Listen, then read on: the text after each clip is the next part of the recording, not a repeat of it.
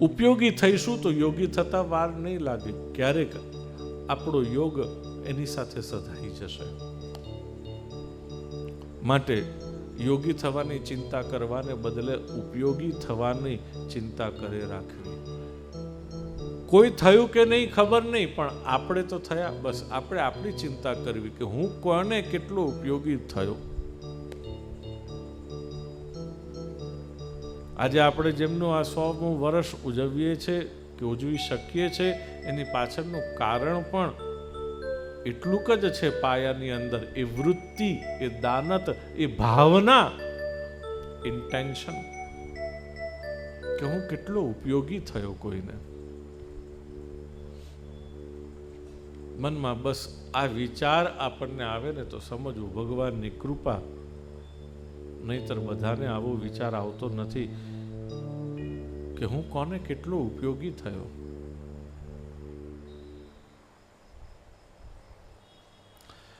સમુદ્ર મંથનની કથા દ્વારા આપણને એક જ વાત કહે છે કે સંપત્તિમાં સર્વદાન. સંપત્તિ હોય ત્યારે બધાને સરખે ભાગે વહેંચો તો એ આપણને કામ આવશે. વહેંચેલી બધાને સપ્રમાણ, કોઈને ઓછું કોઈને વધતું એવું નહીં. જ્યાં જેને છે એના પૂરક થવા ભગવાને આપણને મોકલ્યા છે. કોઈની સાથે સ્પર્ધા કરવા ભગવાને આપણને નથી મોકલ્યા. જ્યારે જ્યારે આપણે કોઈની જોડે પૂરકને બદલે સ્પર્ધક થવાનો પ્રયત્ન કર્યો છે, એનું પરિણામ બહુ જ વિનાશકારી આવે છે.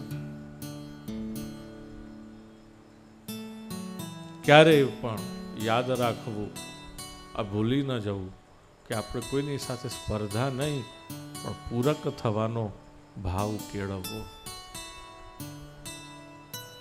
આ સુખી થવું હોય તો કરવું, નહીં તો પછી તો આપણે તો જિંદગી છે ચાલ્યા કરે છે. પણ ભગવાન રાજી થશે કે કેમ છેલ્લે વખતે? મુસલમાનો કહે ને કે અલ્લાહ को क्या मुंह दिखाएंगे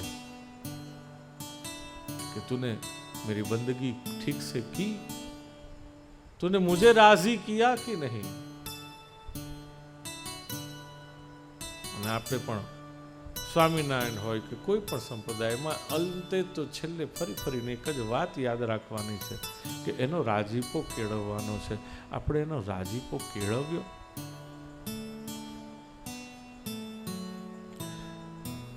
એના રાજીપાને કેળવવા માટે કેવલ આ 2 જ ધર્મ પૂરતા નથી. ત્રીજો ધર્મ આપણને સદ્ધર્મમાં બતાડે છે